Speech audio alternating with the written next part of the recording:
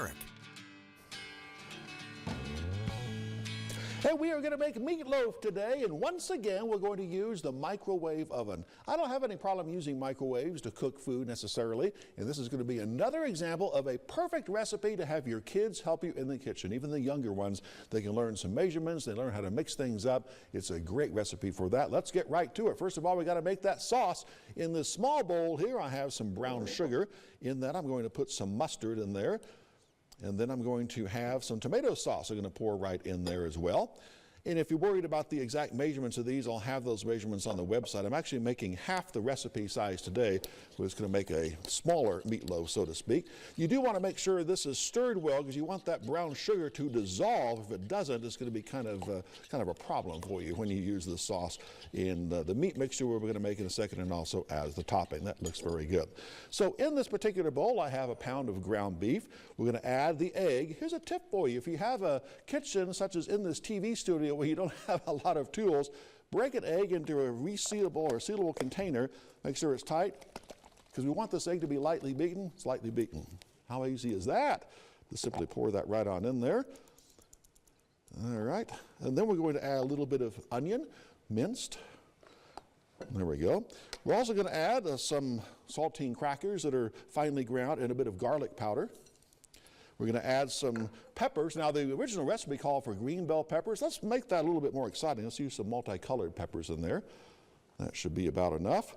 And then we're going to, of course, add some pepper. And we're going to add some salt. I like to use this Himalayan rock salt. I use it all the time. Still have some in here. I have a whole other bag I can put in the shaker as well. And then we just mix this up. Now, normally, and you probably heard this before, you use your hands to make a meatloaf, but I just don't have time to get all cleaned up for the next weather segment in the next half hour. So I'm going to use this spoon.